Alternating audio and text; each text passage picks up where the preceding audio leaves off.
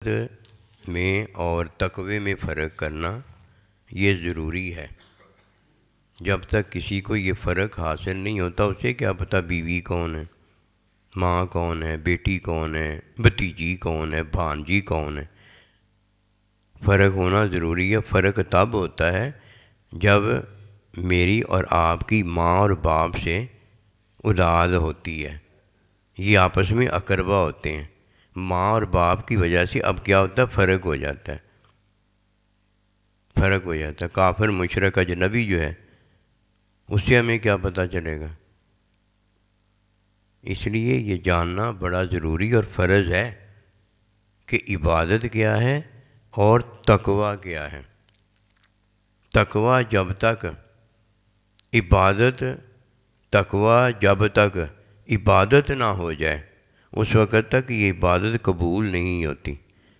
تقوی پہلے ہے، ھدی للمتقین، تقوی پہلے ہے اور تقوی میں عبادت قبول ہوتی ہے، ورنہ عبادت میں اگر حرام کوئی ارتکاب اس کا کرتا ہے تو عبادت تو قبول ہی نہیں ہوگی۔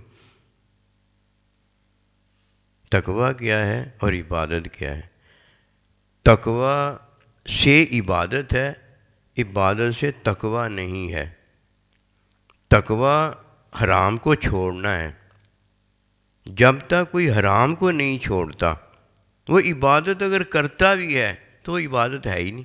اس نے کیا کیا ہے؟ اسے تو چاہیے تھا نا کہ عبادت کرتا، عبادت میں حرام جو ہے وہ چھوڑ دیتا۔ اور اللہ سبحانہ و تعالیٰ جتنی بھی اس نے عبادت ٹوٹی پھوٹی کی تھی اللہ قبول کر لیتا ہے۔ یہی فرمایا نا، جو میں تمہیں حلال بتاؤں جتنا کر سکتے اتنا کر لو، لیکن حرام سے بچو۔ وہ کرنا تو نہیں نہ پڑتا، چھوڑنا ہی پڑتا ہے نا۔ جو اتنا آسان ہے صرف چھوڑنا ہی پڑتا ہے۔ ایک اللہ کا بندہ تھا، فرشتوں میں گیا تو فرشتوں نے اسے پکڑ لیا۔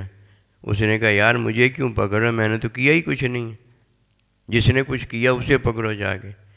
اللہ کا ارشاد مبارک ہوتا ہے فرشتوں اسے نہ پکڑو، یہ تو کچھ نہیں جانتا تھا، بس یہ میرا ایک حکم جانتا تھا، جو میں کہہ دیتا تھا ویسے ہی کرتا تھا۔ یہ بزرگی ہے کہ کوئی حرام کو چھوڑ دے، یہ متقی پرہیزگار ہوتا ہے، اسے عابد نہیں کہا جاتا۔ کیوں؟ متقی پرہیزگار جو ہے نا اس کی عبادت قبول ہوتی ہے۔